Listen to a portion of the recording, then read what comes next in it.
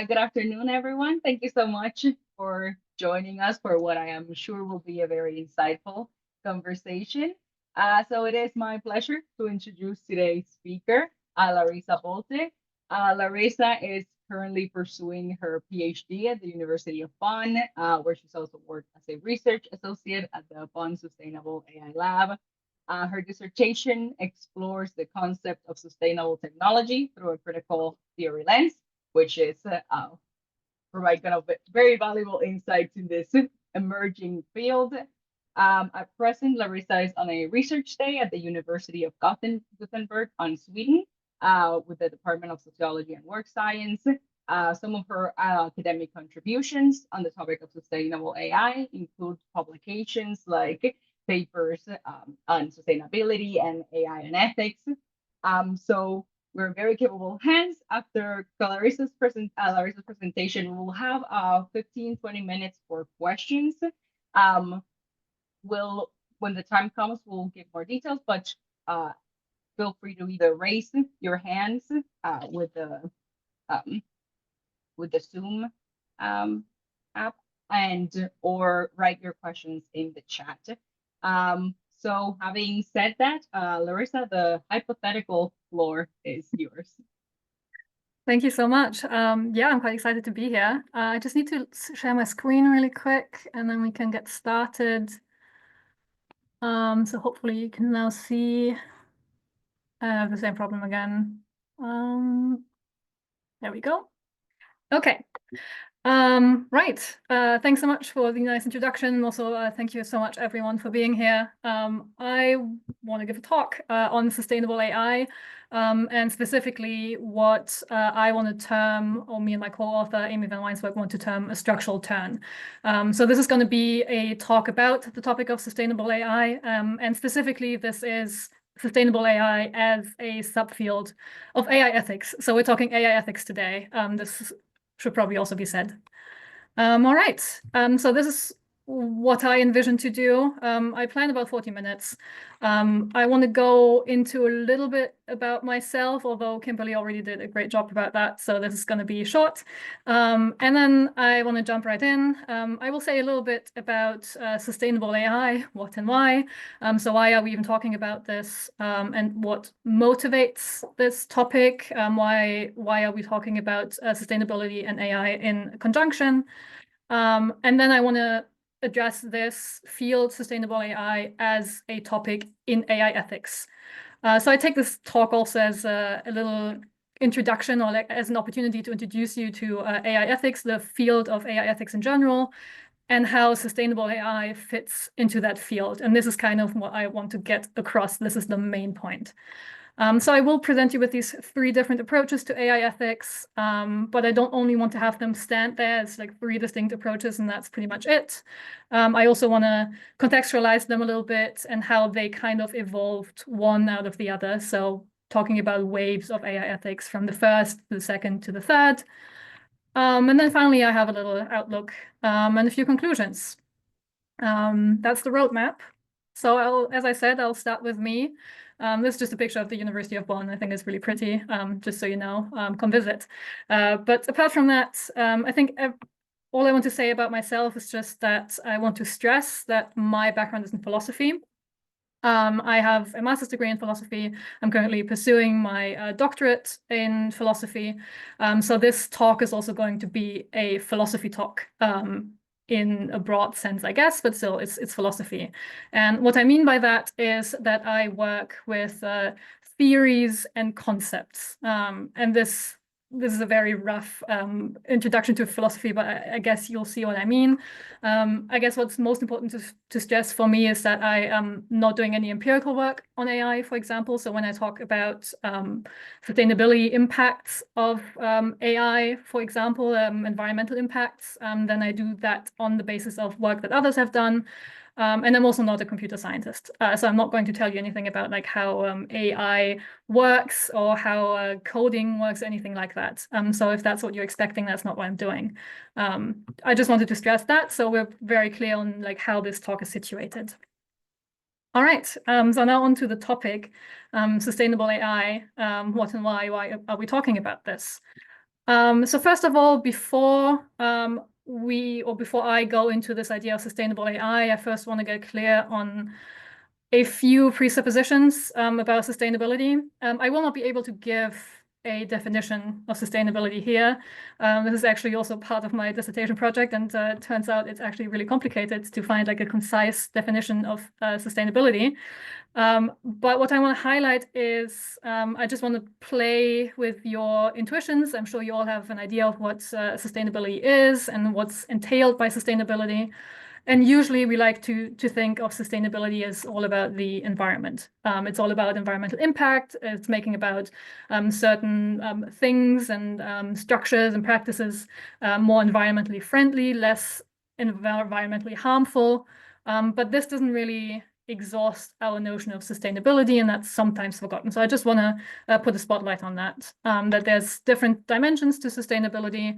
And these usually include, in all these different discussions, or they're framed as concerns with society and concerns with economy. So not only do we want to have environmentally sustainable societies, we also want to have societies in which we can live and work well. Basically, that's the idea.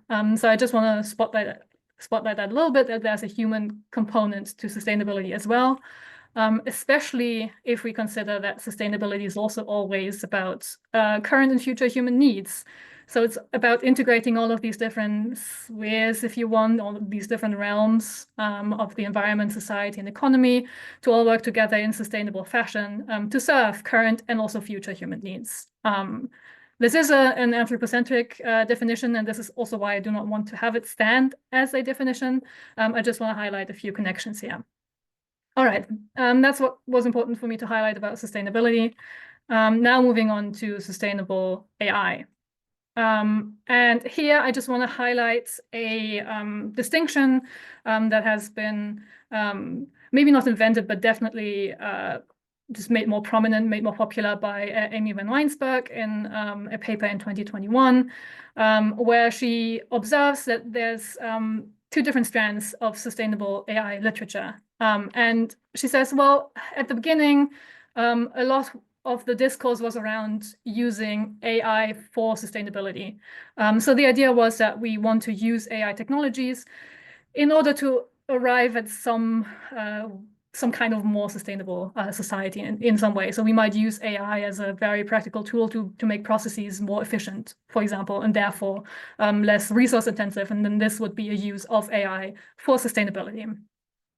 But then after a while, so these were the first publications on the topic of AI and sustainability. And after a while, it became clear that there's also actually an environmental and social cost attached to AI, which Amy van Weinsberg then framed as the sustainability of AI.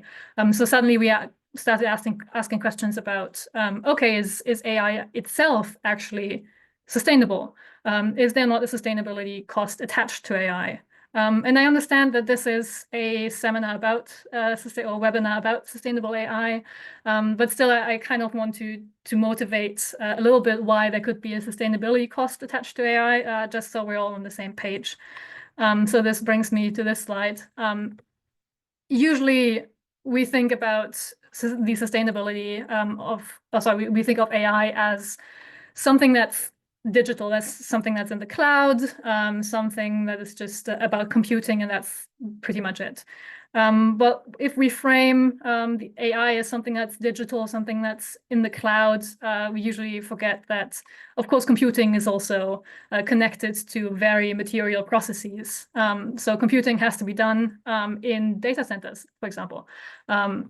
Some computing can be done on your home computer, but especially AI applications, they are run in these server farms. And there's a significant material component to that, a material cost attached to all of this computing.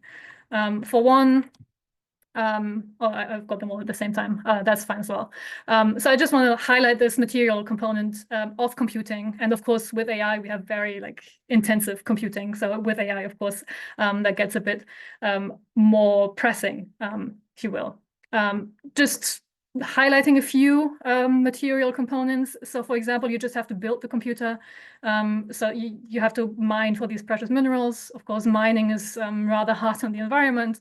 It also comes with a social cost, usually at least. Mining operations are quite hazardous. Usually mining is done under very precarious conditions, et cetera, usually also in the global south rather than in the global north. And all of these concerns attached to mining and attached to all of the materials that these computers are made from.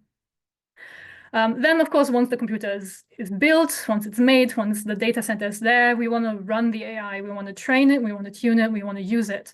And that actually comes with a significant energy cost. This is something that a few recent papers have started to show again and again, that there actually is a significant cost, energy cost attached to it, to AI, that is, to training, tuning, and running AI. And of course, depending on what kind of energy source we use, there's also a carbon footprint attached to that energy consumption. And then finally, at the very end, of course, we have to get rid of all of the electronic waste that gets produced in data centers. Especially with AI, you need to use very powerful computing components. These components need to be exchanged regularly, updated regularly, to stay up to industry standard. And then all of these computing components, they end up as electronic waste. And the majority of electronic waste currently is not very well managed, ends up in the environment. It also sometimes ends up in, or oftentimes ends up in these waste management sites where it's not really properly managed, but people want to get to the precious minerals that we've talked about with the mining, burn the electronic waste to make a living. And then, of course, this also comes with health hazards, et cetera.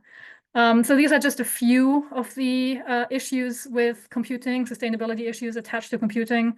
You may have noticed I tried to kind of combine environmental and social impacts, and there were some hints at different economic structures in there. So this is not a comprehensive story by any means. It's just to show that there is indeed a sustainability cost attached to AI, so we understand why we even have to talk about this at all. Yeah, so don't pin me on forgetting anything, but this is the motivation. All right, so that was for an introduction and motivation, and now I want to get into my own research, and this is what this talk is actually about. So I've now presented sustainable AI as this topic that combines sort of the idea that there are benefits attached to AI. It can be used in beneficial ways to help sustainability, but it can also have significant risks and costs attached to it.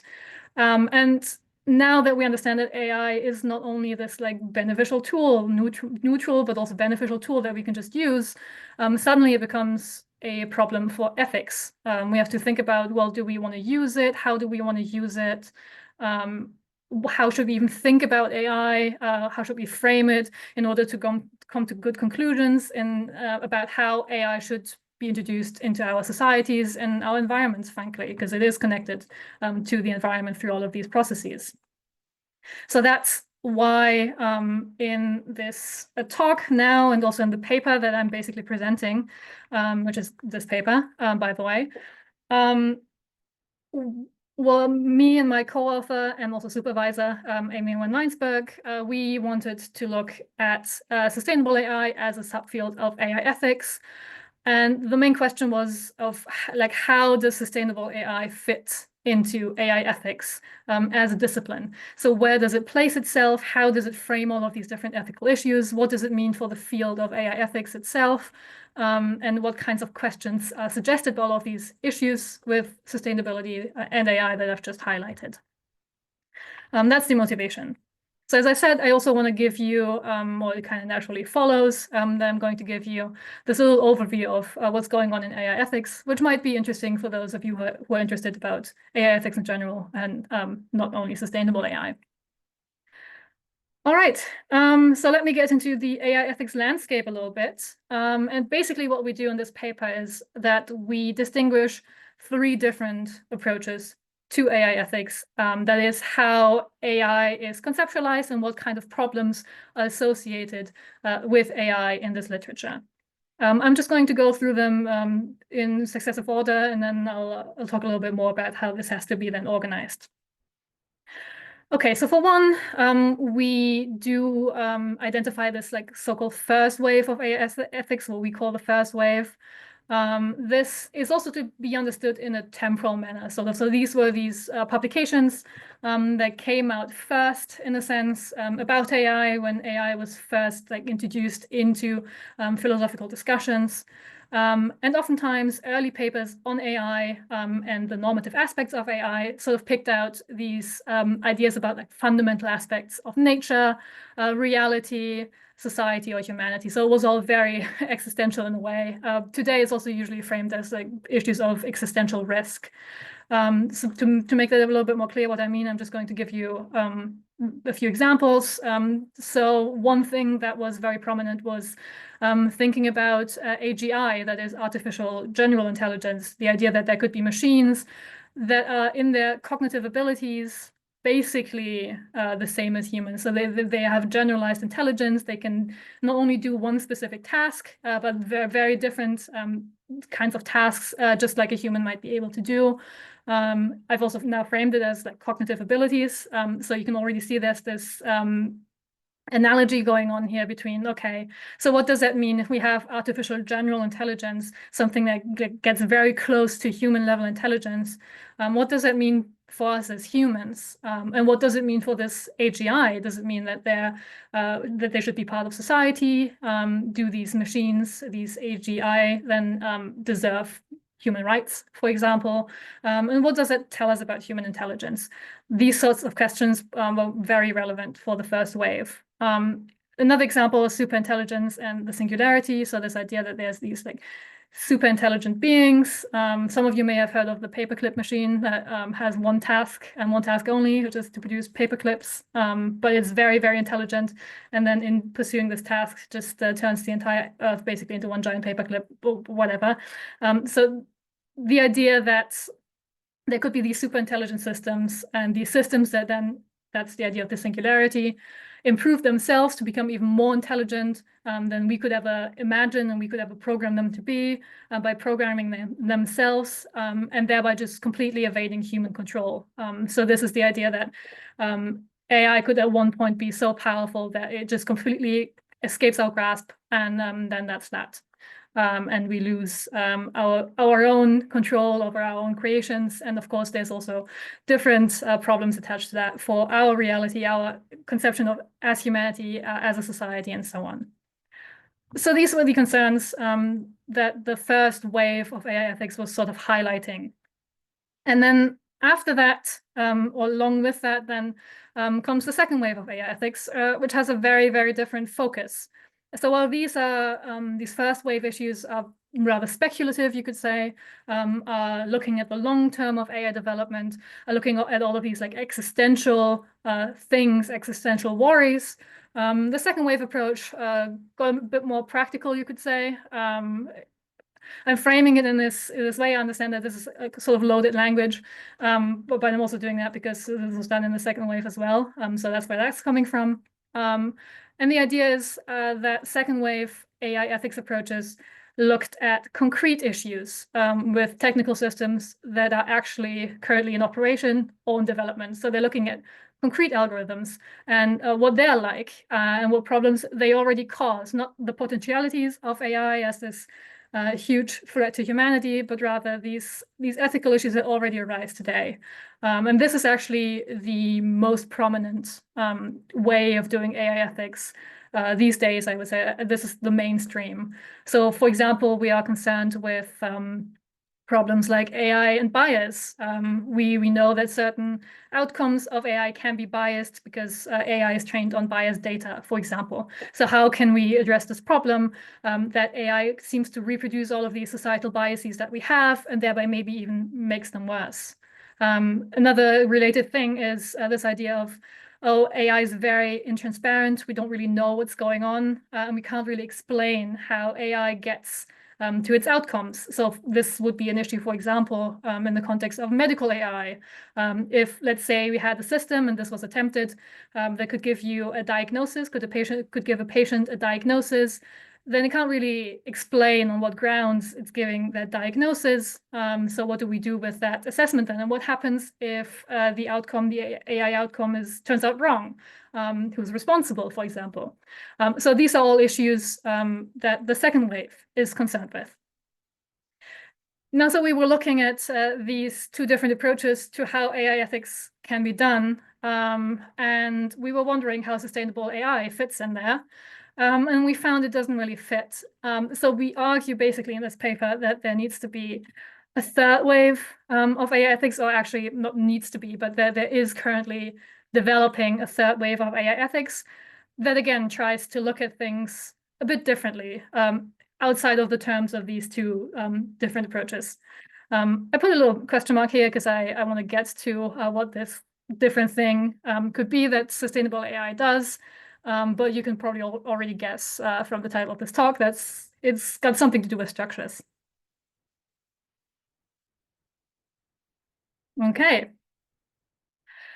Now, if I've just presented these three approaches as somehow distinct from one another, but not really related in any way, except for that they're sort of consecutive, that there's a temporal dimension to it. So first wave came first, second wave obviously came second, and third wave seems to come third.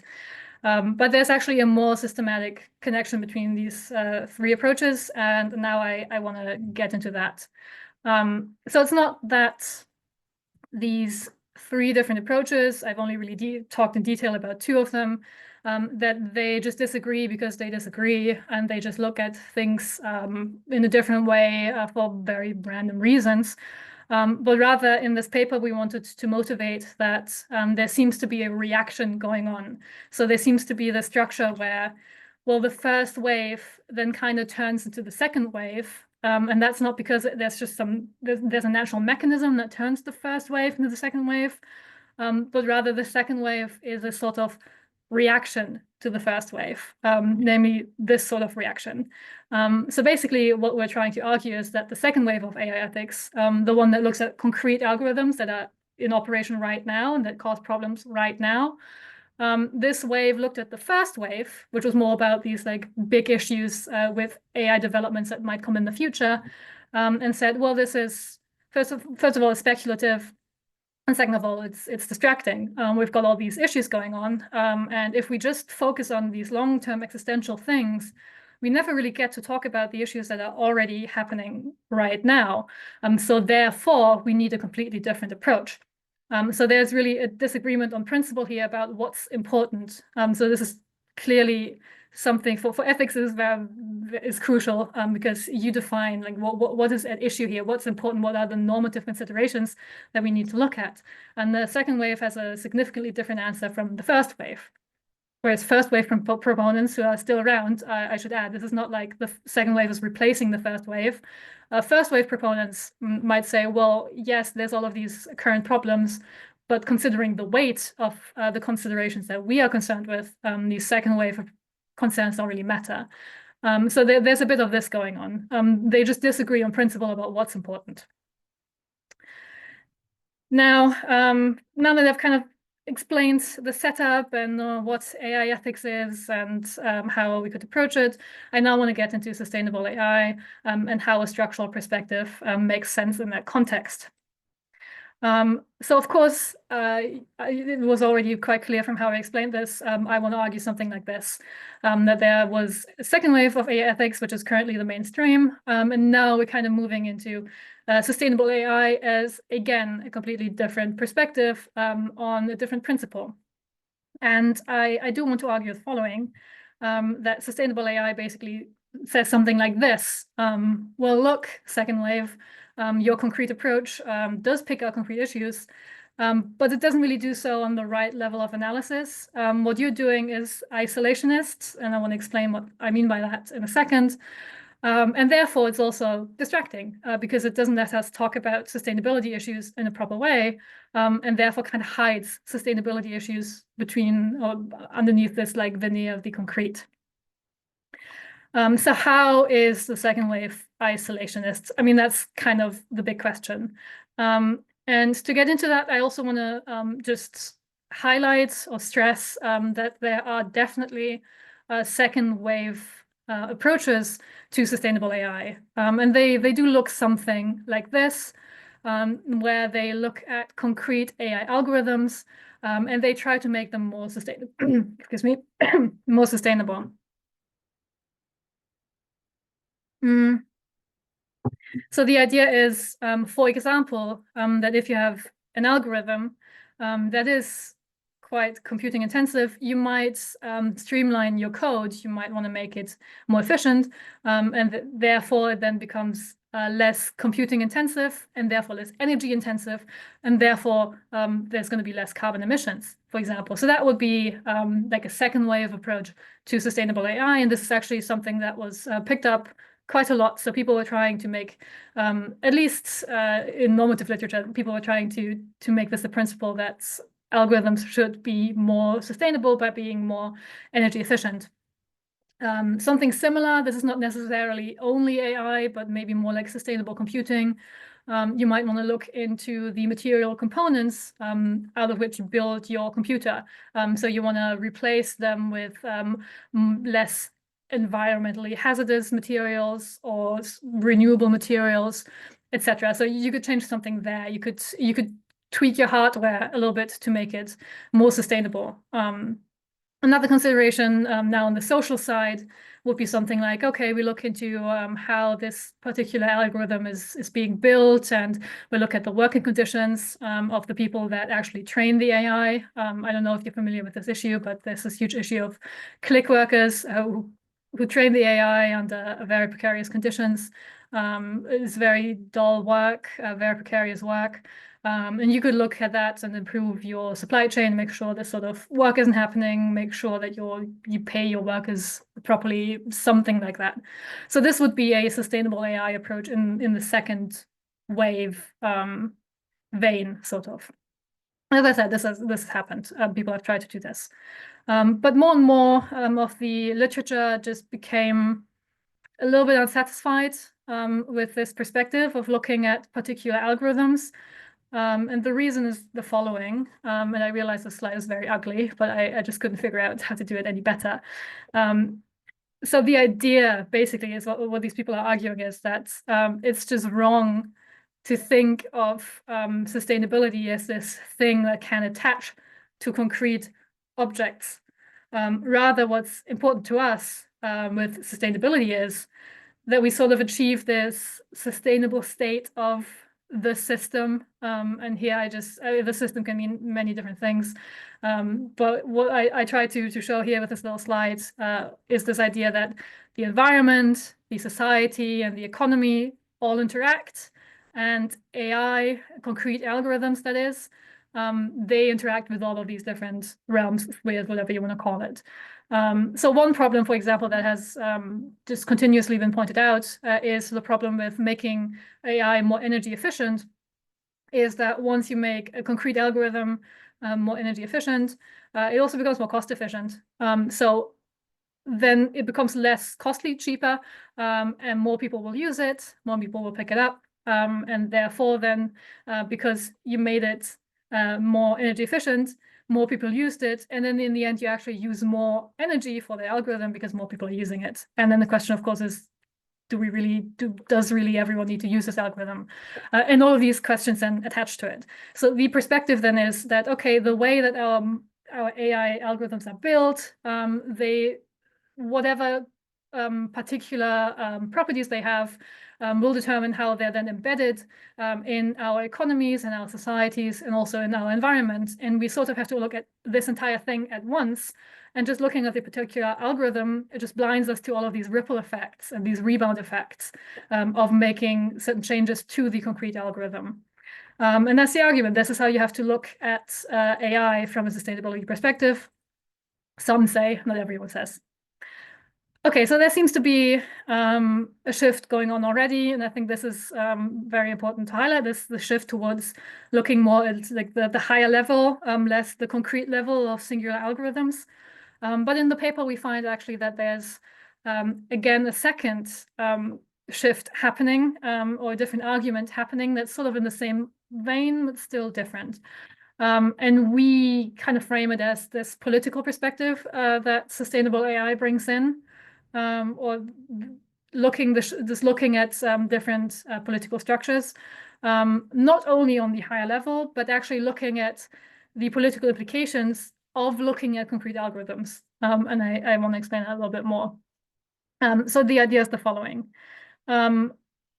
Some literature in sustainable AI has started to criticize the perspective of concrete algorithms. So that would be the second wave approach to AI ethics of looking at individual tokens of AI, you could say.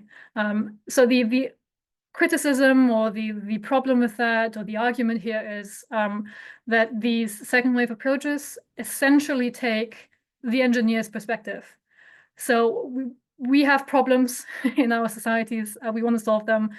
Something is not quite ethical, something's not quite sustainable, something like that. So we go to the concrete algorithm level and we ask ourselves how we can fix it on the algorithm level. So that promotes this idea that this is the argument that in order to solve our problems, well, first of all, we have to formulate them in a way that is accessible to the technical professional, because we want to make AI better.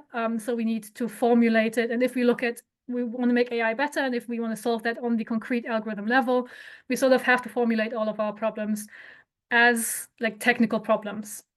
A good example here actually is this literature on AI bias and fairness, where the idea was that, okay, AI produces all of these biased outcomes, that's bad.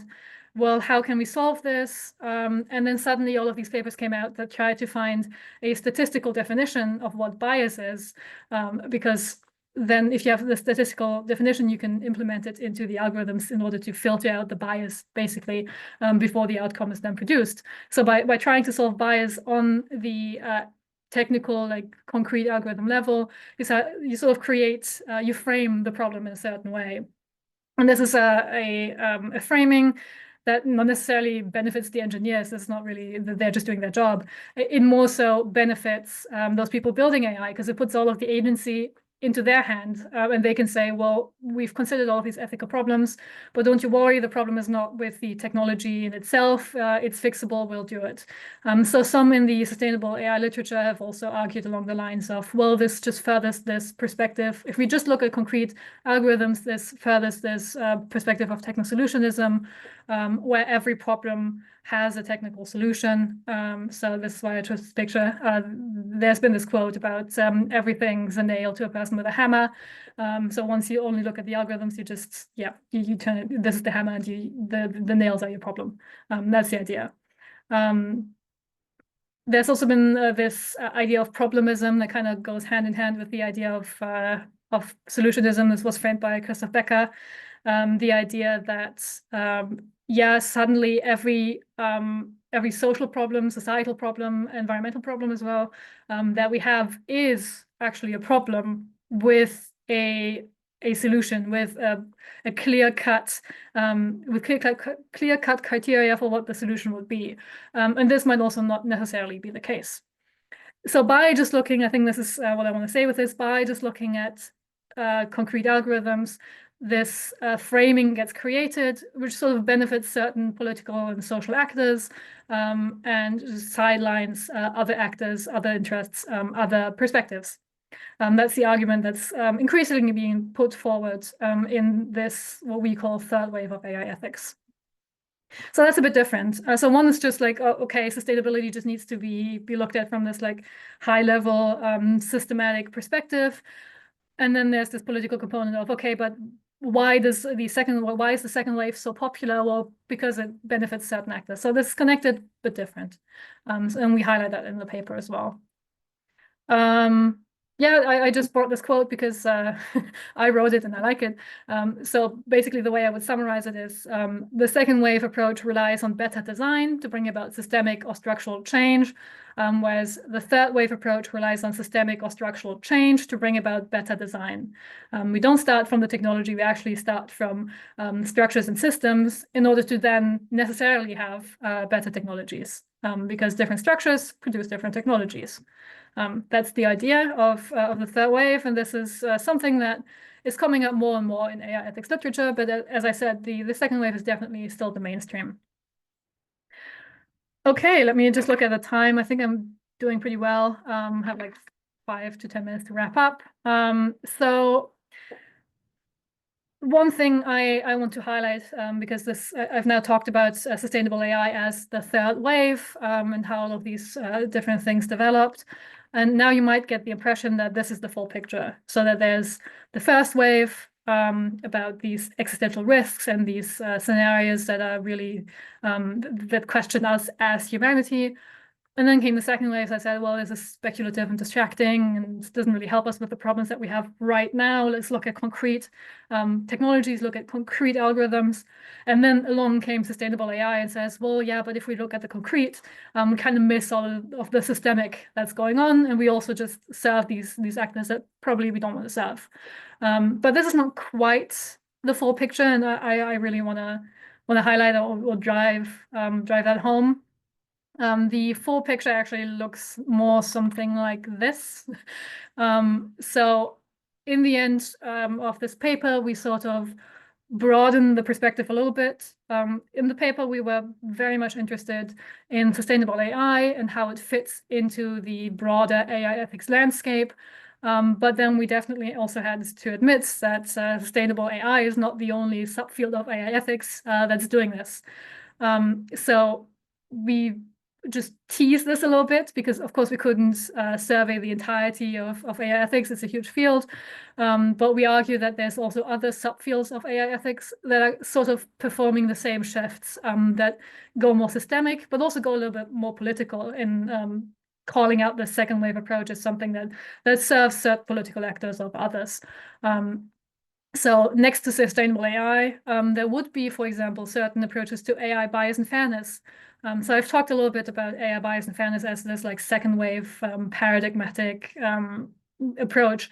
But actually there's lots of literature that's happening or that is coming out right now and has been coming out for a while actually, that points out that bias is not something that can be solved on the concrete algorithm level, and that statistical distributions definitely don't exhaust what it means for AI to be fair, what it means for AI to be unbiased, and that rather, in order to have better algorithms, we have to have fairer and more unbiased societies. And by just pretending that we can solve the issue on the algorithm level, just helps these companies that don't really care about solving the bias issue, and just actually masks that there's still bias going on. So it's actually making the bias problem worse. There's some arguments there, so that should definitely be mentioned. There's also other subfields. As I said, we took the AI bias and fairness discussion as sort of our case to show, well, this is happening on other levels. But we've seen like decolonial approaches, for example, do a very similar thing. Decolonial approaches to AI ethics, that is, and there's probably many, many more. And then another thing that I also want to highlight, and I guess I conclude with, is that yes, sustainable AI is definitely, or sustainable literature on sustainable AI is definitely performing this like third wave shift more and more. But that doesn't mean that this is the main approach to sustainable AI. There's still plenty, actually, second wave approaches to sustainable AI.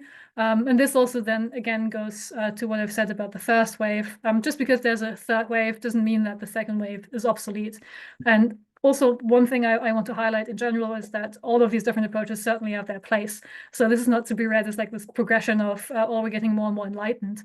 It's just we're pointing out that certain things are just left out of certain approaches to AI ethics, and this is evolving in a certain way, but that doesn't mean that this other approach is completely worthless. And the second wave is still the mainstream. Sustainable AI also, I would say, in the majority of cases still adheres to the second wave approach. But as I said, it's getting increasingly more third wave, maybe. Okay, I feel that was my conclusion was a bit redundant, but I really wanted to drive that home. And that is about what I had prepared. I thank you for your attention. And yeah, I have the slide with a few references. I just leave it up for like 1 minute maybe, so you can take a picture if you want to read up on a few more things. Yeah, but thank you, and I look forward to the discussion. Thank you for the presentation, Larissa. Well, I'll open the floor. If anyone has questions, you can raise your hand and we can call on you. Does anyone have any questions?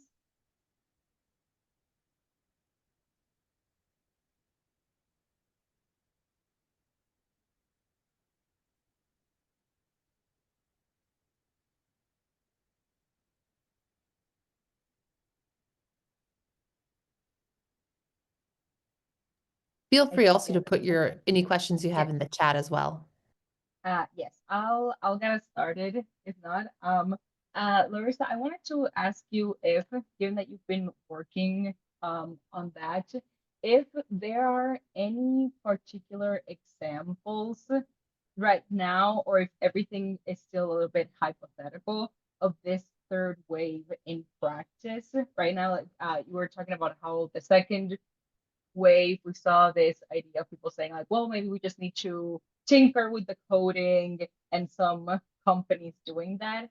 Do are there any concrete examples, or are we still not there, of any place that's been working towards this structural turn? That's actually a very good question, because of course, if you wanted to actually put that into practice, you would have to change a lot more than just like one algorithm, which of course is a much bigger task. Well, there have been these discussions have been picked up at least in policy circles, is what I can see. So currently, most regulation as well, I would say, exhibits this like second wave approach. Nothing has really come out of this third wave approach in terms of the concrete policy yet, as far as I can tell. And this is not necessarily my main focus currently in my research. But panels have been happening. This has been picked up as a topic, but as of concrete impacts, I suspect it's still very academic. Yeah, that's I imagine, but it's wanted to ask just in case. I don't know if over the pond different things have been going on. All right. Does anyone have any questions? Yes. I see two hands. Let's start with Taylor and then Elizabeth. Yeah, hi, can you hear me? Yes. Okay, so just so I'm understanding correctly, the third wave, one of the things it has to do with is like AI bias, right? Is that correct? Yeah, that's correct. So this AI ethics literature on bias has also exhibited these characteristics that I've tried to pick out. Yes. Yeah, so I guess a recent example that's been happening could be AI being used in hiring algorithms, finding that it has bias with like the types of people who get accepted into jobs. Just wanted to add that tidbit there. Yeah, that's absolutely true. So yeah, I think this was an example where Amazon was trying to use this as a hiring mechanism, and it was eventually walked back. I'm now a bit careful because I'm not quite clear on the concrete facts, but yes, so there was protests against using AI in these hiring procedures because it did turn out that, for example, it systematically disadvantaged women because it just learned on biased data, and usually men were hired. So there you go. I don't know whether this is an example of the third wave because there were then attempts to de-bias the AI by using these statistical measures, for example, but yeah, it might be because it was discontinued. Elizabeth. Yeah, I have a question that's related to how to move from the second wave to this third wave. And I was thinking maybe DeepSeek is an example. This new chatbot, and I'm not super familiar with it. But I would just think, okay, we were all talking about there are these large language models, they need a lot of energy. This is a huge problem. And now there is coming this new, let's call it thing, whatever. And this seems to be more sustainable and this seems to be fantastic. It seems to need less energy. But I don't know. So this is the second wave approach, if I'm correct. And the third wave approach would then, what would it be? Would it be something like, oh, there is politics around here? And I mean, I don't know. I'm just asking you how maybe that's an example to dig into this a little bit. Sure. Yeah, I guess that's a good example. So yeah, you could. Well, of course I don't know about the empirical facts. So I also want to be clear there. But something that the third wave approach would highlight here is that just because it's more energy efficient doesn't mean it's necessarily more sustainable. It could be, but that's just not the right way of looking at it. So in the end, you don't really. It's not really about whether DeepSeek is more sustainable as an algorithm, as basically a technical artifact. It's more about, okay, how does DeepSeek change our technological infrastructures, and does it do so in a sustainable way so that the entire technological infrastructure that we have, which is of course then enmeshed with our social structures and economic structures and our environment, how does this change things, and does it change it for more sustainability or less? So is the entire system then more sustainable? So it's not really, it then gets weird because you can't really attribute singular impacts to DeepSeek then. It's just not the right perspective to take. So I guess these proponents, these third wave proponents, would say something like, yes, it's great that it's more energy efficient, but this is not really, we're not concerned with this. What about the overall sustainability of our social structures? Let's forget about the concrete algorithms, sort of. Concretely, yeah, oftentimes, of course, these approaches then pick out something like unsustainable productive practices, industrialism, capitalism sometimes. So these would be more the questions that are asked. Yeah, thank you. I hope that helped. I guess it's still a bit vague, but this is sort of the issue of having this high level perspective. Yeah, no, I see some more hands. So Chandler. Going off of DeepSeek, won't the energy efficiency that DeepSeek has shown the world put pressure on companies like OpenAI, Google, and Meta to also find more energy efficient ways to run their models, in turn then making it more sustainable, considering they're the top dogs in the AI market right now? I mean, yeah, I don't really want to speculate on what pressures move OpenAI to do what they do. I guess, yeah, of course, if it's more cost efficient, this is to be expected. Then therefore, if energy efficiency makes AI more cost efficient, then therefore OpenAI would follow suit. But the question is really about for the third wave, at least, I'm just relating the third wave here, although I'm sympathetic, I should probably say, that it's not really just asking the question whether certain AI models are sustainable. It's just asking the wrong question. It's just not how to frame the issue. It's not really, once we get into the nitty gritty of whether this algorithm is more sustainable than the other, we kind of lose sight of what's actually important. That's the main issue. And of course, there could be discussions about how can we pressure these companies to be more energy efficient, for example. But then what does more energy efficiency entail? Does that mean more people are using AI? Is that then attached to a higher energy cost? So these sorts of questions are much more central and much more important to these third wave proponents than the question of, oh, is this algorithm sustainable? Okay. Yeah, I wanted to say before Carly, you'll go next. We were talking recently about this paradox of cost efficiency and making something more sustainable, that the more green you make it, the more people want to buy it because you feel like you're helping the environment. That means more people are using it. And at the end, it doesn't outweigh and it ends up doing it. Yeah, Jevons paradox. Someone. Thank you. Yes, Carly.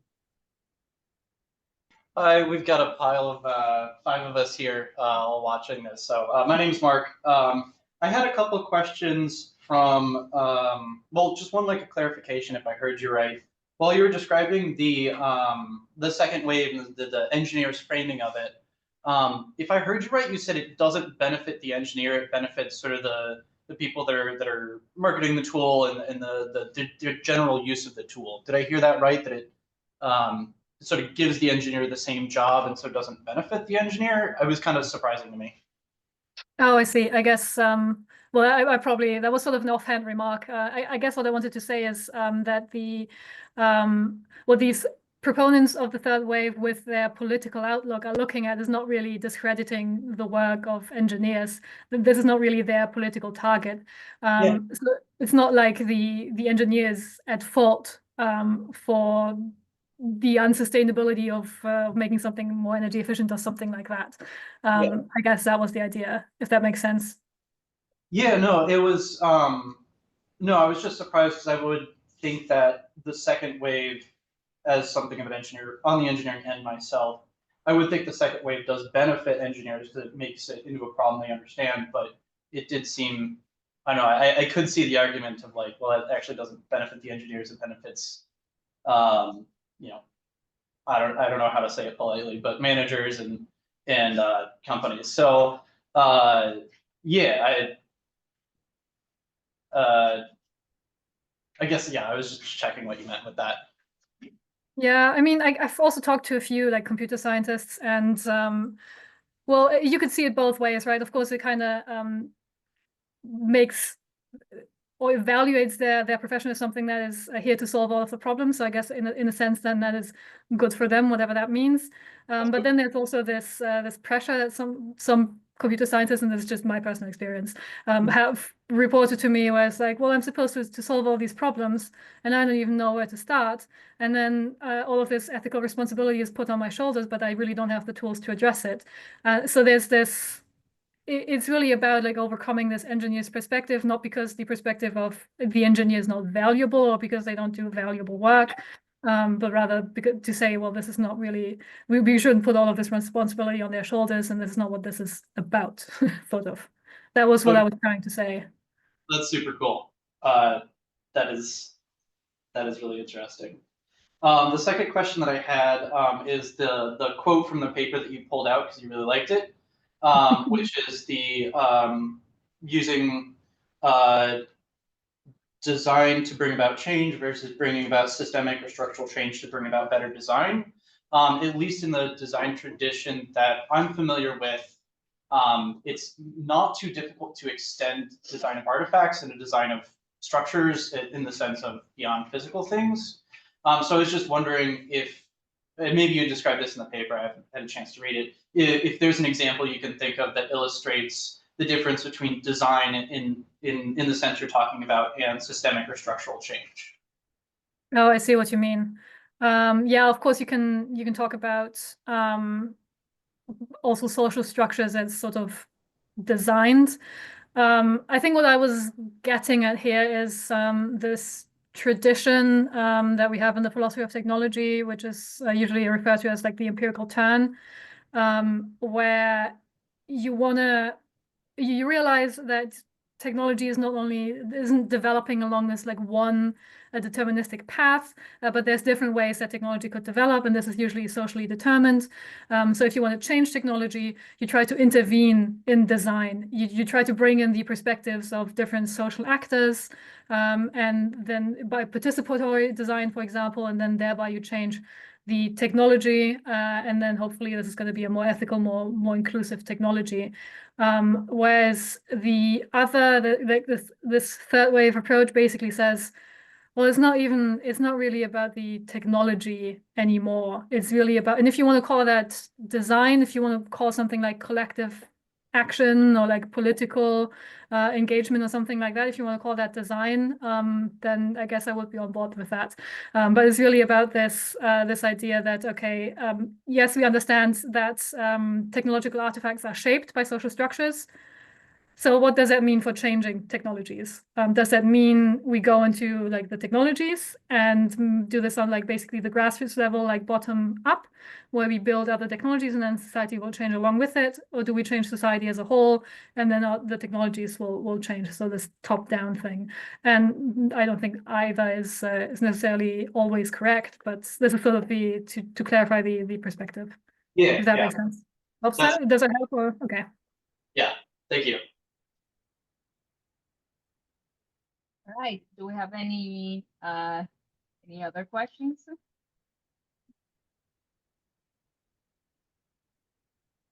Okay. In that case, Elizabeth Kelly, do you want to add something?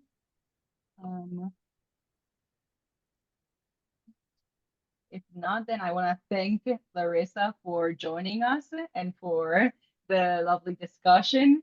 Thank you so much. You've given us a lot to think about. And everyone that came and joined us today, thank you for coming. We hope that you find the conversation interesting. Well, thank you for the opportunity. I really enjoyed this. Also that I could present this paper. Yeah, of course. All right. If anyone has any questions or anything, you can email us and we can let Larissa know. All right. Thank you. Have a Yeah, nice if you have any more rest of your day. questions, feel free to email me as well. Sorry. Thank you. And we'll have our next webinar on March 10th at the same time, and we'll be sending out an email to everyone with a reminder about that. Thank you so much. All right. Thank you so much. Thank you. you. All right. Goodbye. Goodbye.